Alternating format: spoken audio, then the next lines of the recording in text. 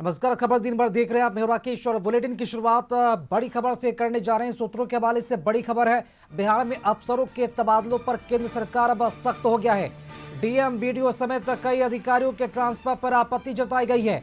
जनगणना कार्य में लगे अफसरों के तबादले पर सवाल उठाए गए हैं।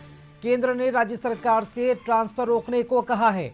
सम्राट सरकार के आदेश पर केंद्र ने नाराजगी जताई है। जनगणना के दौरान तबादलों का उन्होंने अनुचित बताया है। केंद्र ने नियमों के पालन पर भी जोर दिया। अफसरों के बड़े पैमाने पर हुए तबादलों पर विवाद देखा जा रहा है। केंद्र और बिहार सरकार के बीच प्रशासनिक मतभेद बढ़ा है।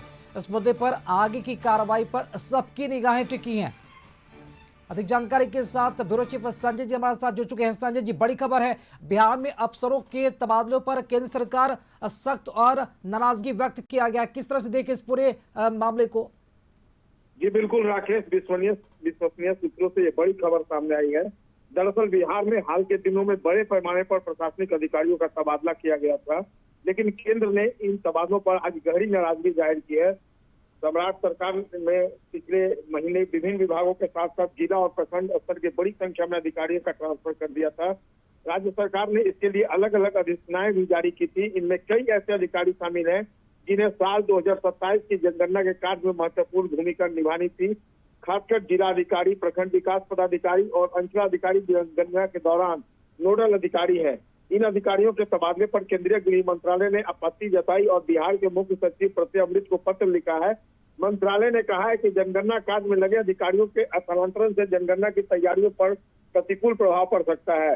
जनगणना कार्य के निदेशक समूह के प्रधान जनगणना अधिकारी रंजिता ने बिहार सरकार को भेजे पत्र में कहा है कि 11 मार्च 2026 को ही जनगणना कार्य में लगे अधिकारियों और कर्मचारियों के तबादले पर रोक लगाने के निर्देश दे दिए गए थे।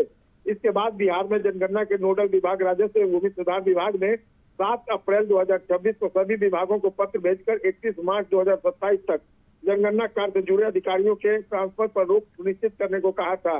पत्र में यह भी कहा गया है कि शिक्षा विभाग के शिक्षकों और कर्मचारियों को प्रगणक और पर्यवेक्षक के रूप में नामित कर उनकी ट्रेनिंग भी पूरा कराई जा चुकी है।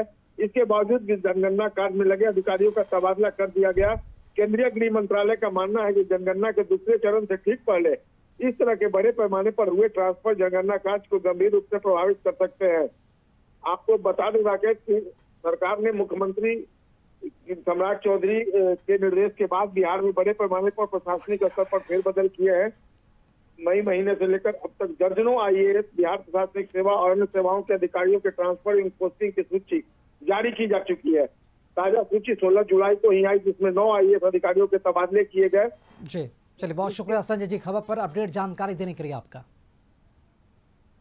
और पटना से बड़ी खबर है, अभियंता अवधेश सिन्हा 1 करोड़ 41 रुपए का डीए केस दर्ज हुआ है। पर्यटन विभाग के अधीक्षण में अभियंता के ठिकानों पर छापा भी पड़ा है।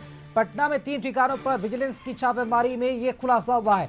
75,63,000 रुपए का राजीव नगर फ्रेंड्स कॉलोनी में जमीन है।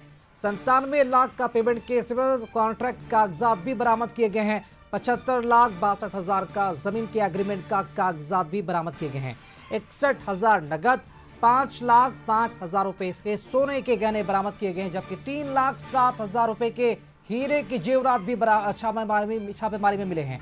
वहीं 1,52,000 रुपए की चांदी के आभूषण, 12 डीड बैंक के खाते जिसमें 19 बैंक के खाते हैं, 3 फ्लैट के कागजात और एक हुंडई कार भी इस छापेमारी में बरामद हुई है। बीपीएससी 72वीं संयुक्त प्रारंभिक परीक्षा स्थगित कर दी गई है। 26 जुलाई को यह परीक्षा आयोजित होनी थी। आयोग ने इस संबंध में आधिकारिक सूचना जारी की है।